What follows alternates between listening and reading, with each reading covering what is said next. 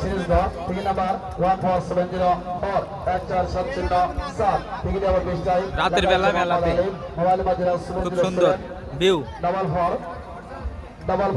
39 now next number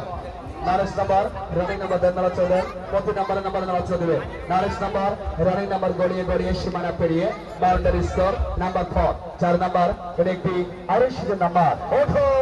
বাচ্চা নাড়িয়া চাড়িয়া সুন্দর করে চালু করে আপনাদের বেশি একটা হলো